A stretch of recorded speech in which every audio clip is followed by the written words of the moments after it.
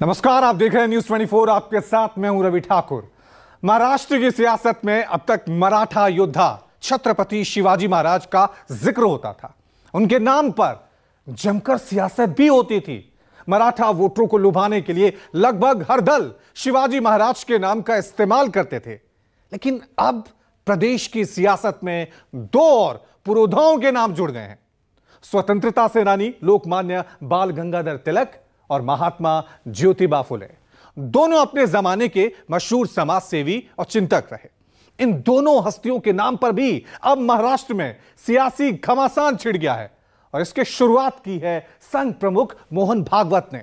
मोहन भागवत ने कहा है कि शिवाजी महाराज की समाधि की खोज लोकमान्य तिलक ने की थी, जिस पर एनसीपी नेता छगन भुजबल ने पलटवार किया और कहा कि शिवाजी महाराज की समाधि की खोज तिलक ने नहीं बल्कि महात्मा फुले ने की थी। आखिर महाराष्ट्र की सियासत में अब लोकमान्य तिलक और महात्मा ज्योतिबा फुले के नाम पर सियासत क्यों शुरू हुई है और इन दोनों हस्तियों के नाम पर प्रदेश की सियासत में क्या असर पड़ सकता है, यह रिपोर्ट देखिए। शिवाजी महाराज, लोकमान्य बाल गंगाधर तिलक और महात्मा फुले महाराष्ट्र की सियासत में तमाम मुद्दों के साथ ही अब ये चेहरे भी राजनीति का केंद्र बन गए। अब तक मराठा योद्धा छत्रपति शिवाजी महाराज के नाम पर प्रदेश का सियासी माहौल गर्माता था, लेकिन अब की बार महान स्वतंत्रता सेनानी लोकमान्य बाल गंगाधर तिलक और वंचित समुदायों के सबसे बड़े चिंतक ज्योतिराव गोविंदराव फुले यानी महात्मा फुले भी सियासत के सेंटर पॉइंट बन गए। और इसकी शुरुआत की है संघ प्रमुख मोहन भागवत और महाराष्ट्र की शिंदे सरकार में शामिल अजित पवार गुट के नेता छगन भुजबल। संघ प्रमुख जहां लोकमान्य तिलक को चर्चा में लेकर आए हैं, वहीं छगन भुजबल ने महात्मा फुले को आधार बनाकर संघ प्रमुख पर पलटवार किया। आखिर आरएसएस प्रमुख ने ऐसा क्या कह दिया जिससे महाराष्ट्र की सियासत में अचानक से एक नई हलचल बढ़ गई। इतिहासकार इतिहास के पन्ने पलटने लगे। वजह है छत्रपति शिवाजी महाराज और उनकी समाधि। दरअसल अब तक ये कहा जाता रहा है कि मराठा योद्धा शिवाजी महाराज की समाधि की खोज महात्मा फुले ने की थी, लेकिन संघ प्रमुख मोहन भागवत इस इतिहास में एक नई कहानी लेकर आ गए। मोहन भागवत के मुताबिक रायगढ़ किले में शिवाजी महाराज की समाधि और उनकी जयंती के समारोह की शुरुआत लोकमान्य बाल गंगाधर तिलक ने की थी। सामाजिक, धार्मिक, आर्थिक, राजकीय सगळ्या क्षेत्रात त्यांनी जे जे केलं आहे त्याच्या मागची प्रेरणा लगेच लक्षात येते। तीच प्रेरणा चालू राहील आणि म्हणून इंग्रजांच्या विरुद्ध लढताना सुद्धा शिवाजी महाराज इथेच होऊन गेले। इथे सुद्धा त्यांचं त्या पद्धतीने स्मरण व्हावं म्हणून जागरण केलं, रायगडावर उत्सव सुरू केला, ठिकाणी ते सगळं शोधून काढलं वगैरे वगैरे। मोहन भागवत ने बीते सोमवार को पुणे में एक कार्यक्रम को संबोधित करते हुए ये बात कही थी। अब उनके बयान पर महाराष्ट्र की शिंदे सरकार में मंत्री और अजित पवार गुट के कद्दावर नेता छगन भुजबल ने पलटवार किया है। छगन भुजबल ने कहा है कि छत्रपती शिवाजी महाराजांची रायगडावरची जी आहे समाधी ही महात्मा ज्योतिराव फुले यांनीच शोधून काढली। हा इतिहास कुणालाही बदलता येणार नाही आणि त्याचप्रमाणे शिवजयंती उत्सव सुद्धा हा महात्मा ज्योतिराव फुले यांनीच सुरू केला। बस फिर क्या था, लोकमान्य तिलक और महात्मा फुले की महाराष्ट्र की सियासत में एंट्री हो गई। उनके नाम पर राजनीतिक बयानबाजी होने लगी। छगन भुजबल प्रदेश सरकार में मंत्री, शिंदे कैबिनेट का हिस्सा है, अजित पवार की एनसीपी से ताल्लुक रखते हैं। एनसीपी एकनाथ शिंदे की शिवसेना और बीजेपी के साथ महाराष्ट्र सरकार की सहयोगी बीजेपी को संघ का समर्थन रहता है। ऐसे में छगन भुजबल का अपने सहयोगी पार्टी के समर्थन करने वाले किसी संगठन के नेता के खिलाफ बयान देना प्रदेश की विपक्षी पार्टियों को हमला करने का मौका दे चुका है। कांग्रेस नेता और महाराष्ट्र विधानसभा में नेता प्रतिपक्ष विजय वडेट्टीवार ने भी संघ प्रमुख के खिलाफ छगन भुजबल के बयान का समर्थन किया है। उन्होंने कहा कि इस बात का ऐतिहासिक प्रमाण है कि महात्मा ज्योतिराव फुले ने ही शिवाजी महाराज की समाधि की खोज की थी। शिवाजी महाराजांची समाधी आणि महाराजांची खऱ्या अर्थानं मोहन भागवतजी काय म्हणतात, पण इतिहास म्हणतो महात्मा ज्योतिबा फुलेंनी शोधल्याचा ऐतिहासिक पुरावा म्हणजे पहिल्यांदा जर लोकांच्या पुढे आलं असेल तर ते महात्मा ज्योतिबाच्या फुलेमुळे आलं. आता हा शोध RSS कुठूनही आणि कसाही आणू शकतात. RSSची सवय आहे. तुम्ही पाहिलं की मुख्यमंत्री उपमुख्यमंत्री म्हणतात सुरत लुटलीच नाही आणि इतिहासकार म्हणतात सुरत लुटली. यावरून आपल्या लक्षात येईल की त्या मोहन भागवतांची जी काही भूमिका आहे ती दिशाभूल करणारी आहे, एवढं माझं मत आहे. अब इसके पीछे का असल इतिहास क्या है? छत्रपति शिवाजी महाराज की समाधि की खोज वाकई में किसने की थी? इतिहासकार क्या मानते हैं आपको बताएंगे, लेकिन उससे पहले ये जान लीजिए कि मोहन भागवत और छगन भुजबल के बयान का सियासी मायने क्या है. दरअसल मोहन भागवत लोकमान्य बाल गंगाधर तिलक की चर्चा कर रहे हैं. लोकमान्य तिलक महाराष्ट्र के चित्पावन ब्राह्मण परिवार से संबंध रखते हैं. जाहिर है ब्राह्मणों के लिए वो एक आदर्श थे. वहीं छगन भुजबल महात्मा फुले की बात कर रहे हैं. ज्योतिबा फुले महाराष्ट्र में माली यानी OBC जाति से आते थे. पिछड़ों और वंचित वर्गों के हक के लिए लड़ने के साथ ही उनके उत्थान के लिए कई तरह के सामाजिक काम कर चुके हैं. जाहिर है OBC और दलित समुदाय के लोग उन्हें अपना आदर्श मानते हैं.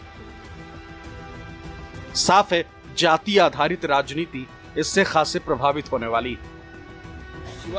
खासकर विधानसभा चुनाव से पहले इस तरह की बयानबाजी जातियों की गोलबंदी पर जरूर असर डाल सकती है. जब तक चुनाव चल रहा है तब तक शिवाजी महाराज के वजन की बात होगी या उनके राजनीतिक विरासत की बात होगी, ये महाराष्ट्र की राजनीति में चलता रहेगा. अभी शुरुआत हुई थी कोकण में जब उनकी मूर्ति गिरी थी, जिसको लेकर विपक्ष ने माफ़ी मांगने का एक पूरा ड्राइव शुरू किया था. अब ये है कि आखिर शिवाजी महाराज को पहले किसने ज़्यादा पॉपुलर किया, किसने उनकी समाधि की खोज की, ये चलता रहेगा. लेकिन एक बड़ी चीज़ रही है कि जिस तरह से ये चुनाव है, अभी ये चुनाव के आखिरी दौर तक कहीं ना कहीं महाराज की उपयोगिता को सभी राजनीतिक पार्टियां उसमें वो करेंगी. एक अनुमान के मुताबिक महाराष्ट्र में 10% के करीब ब्राह्मणों की आबादी है. वहीं OBC की संख्या 38% है और दलित 10.5% के करीब. इनमें से ब्राह्मणों को बीजेपी का कोर वोटर माना जाता है. प्रदेश में कई जिले ऐसे हैं जहां पर ब्राह्मणों की अच्छी खासी तादाद है और हर चुनाव में ये प्रभाव डालते हैं. अगर इतिहास की बात करें तो बाल गंगाधर तिलक के अलावा मराठा साम्राज्य के पेशवा और वीर सावरकर जैसी मराठी हस्तियां ब्राह्मण जाति से ताल्लुक रखती थी. अगर मौजूदा समय की बात करें तो प्रदेश के 2 कद्दावर नेता केंद्रीय मंत्री नितिन गडकरी और प्रदेश के उप मुख्यमंत्री देवेंद्र फडणवीस भी ब्राह्मण जाति से ही आते हैं. क्षेत्र वाइज देखें तो नागपुर, नासिक, पुणे, ठाणे और मुंबई जैसे शहरों में ब्राह्मणों की सबसे ज्यादा आबादी रहती है. इसका असर चुनावी नतीजों में भी देखा जाता है. लगभग हर चुनाव में इन इलाकों में बीजेपी का दबदबा रहता है और शायद यही वजह है कि संघ प्रमुख मोहन भागवत ने पुणे में इस तरह का बयान दिया जिससे ब्राह्मण वोटरों को साधा जा सके. महाराष्ट्र में महाराष्ट्र समाज की करीब 3.5% के आसपास आबादी है और हम ये साफ कर सकते हैं कि एक तरह से यह समाज राजनीति के हाशिए पर है. शिवसेना के शासनकाल में मनोहर जोशी और भारतीय जनता पार्टी के शासन में देवेंद्र फडणवीस 2 ऐसे मुख्यमंत्री हुए जो ब्राह्मण समाज से हैं. लेकिन आपने जो राजनीति चल रही है या राजनीति होती है, आप देख रहे हैं कि ब्राह्मण समाज हमेशा टारगेट पर रहता है. इसीलिए प्रभावशाली सक्षम नेतृत्व होने के बाद भी महाराष्ट्र में उसको जन समर्थन नहीं मिलता. का सियासी समीकरण जान लीजिए. महाराष्ट्र में धनगर, कुंभी, तेली, माली, कुर्मी, घुमंतु, बंजारा और लोहार जैसी करीब 374 जातियां OBC में आती हैं. यह समाज महाराष्ट्र की 288 में से लगभग 100 विधानसभा सीटों पर फैला हुआ, जिनमें से करीब 40 सीटों पर OBC निर्णायक भूमिका में होते हैं, यानी किसी भी उम्मीदवार का भविष्य तय कर सकते हैं. पश्चिम महाराष्ट्र, मराठवाड़ा और उत्तर महाराष्ट्र में OBC जातियों की अच्छी खासी आबादी रहती है. ज्यादातर छोटे किसान और व्यापारी इसी वर्ग से ताल्लुक रखते हैं. ये बिरादरी बीजेपी का एक ठोस वोट बैंक रहा है। लगभग हर चुनाव में इस बिरादरी का सबसे ज्यादा वोट बीजेपी और उनकी सहयोगी पार्टियों को मिला है। लेकिन पिछले कुछ चुनाव में ओबीसी जातियों का रुझान बदला हुआ नजर आया है। इसके पीछे की वजह मराठा आरक्षण को माना जाता है। बीते लोकसभा चुनाव में मराठवाड़ा इलाके में बीजेपी कोई भी सीट नहीं जीत पाई। जानकारों की माने तो जिस तरह से राज्य सरकार ने मराठा आरक्षण आंदोलन को मैनेज किया, उसी वजह से बीजेपी इस क्षेत्र में जीत दर्ज करने में नाकाम रही। दरअसल महाराष्ट्र में ओबीसी की आबादी 38%, मराठा समुदाय की हिस्सेदारी करीब 33% है। ऐसी स्थिति में यदि मराठा समुदाय ओबीसी में आता है तो आरक्षण का एक बड़ा हिस्सा मराठा समुदाय को मिलेगा। ओबीसी के हिस्से में आरक्षण कम होगा और माना जाता है कि यही डर ओबीसी को बीजेपी से दूर कर रही है। मराठा समाज में एक कुणबी है, कुणबी समाज, जिसको कुणबी मराठा बोलते हैं। यह समाज राजनीतिक या सरकारी आरक्षण लेने के लिए ओबीसी में आता है और सार्वजनिक रूप से अपने को मराठा बताता है। आंकड़ों पर नजर डालें तो महाराष्ट्र में करीब कुणबी ओबीसी और अदर ओबीसी मिलाकर के इनकी संख्या 40% से ज्यादा है। और खासतौर से यह समाज विदर्भ में, विदर्भ के करीब 62 विधानसभा और 10 लोकसभा क्षेत्रों में इनका खासा प्रभाव है। लोकसभा चुनाव में आपने देखा कि भारतीय जनता पार्टी से यह समाज ने मुंह मोड़ा और भारतीय जनता पार्टी पूरे विदर्भ में साफ हो गई, जिसका फायदा विपक्षी इंडिया गठबंधन के साथ ही महायुति में शामिल अजित पवार के एनसीपी को उठाना चाह रही। संघ प्रमुख मोहन भागवत के बयान के बहाने प्रदेश की सियासत में महात्मा ज्योतिबा फुले की एंट्री कराने के पीछे छगन भुजबल की मंशा भी यही बताती।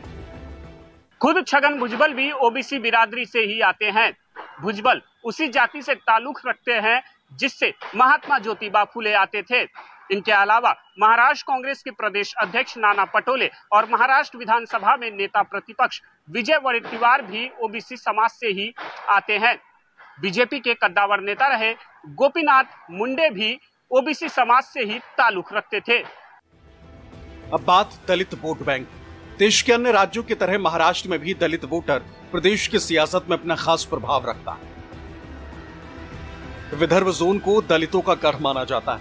एक अनुमान के मुताबिक प्रदेश भर में रहने वाले दलितों में से सबसे ज्यादा 23% के करीब दलित समाज के लोग विदर्भ इलाके में रहते हैं।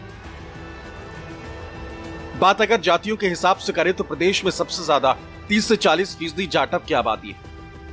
वहीं महार 20 से 30, मांग्स 10 से 20, धोबी भी 10 से 20 और चंभर जाति से ताल्लुक रखने वालों की संख्या लगभग 5 से 10% के करीब है। विधानसभा वाइज देखें तो महाराष्ट्र के सभी 288 विधानसभा सीटों पर औसतन 15,000 के करीब दलित वोटर्स, जबकि लोकसभा की 15 सीटों पर दलित वोटर्स किसी भी कैंडिडेट का भविष्य तय करते हैं। कुल मिलाकर देखा जाए तो प्रदेश की सियासत अब मराठाओं के बाद ब्राह्मण, ओबीसी और दलितों के बीच घूमने लगी।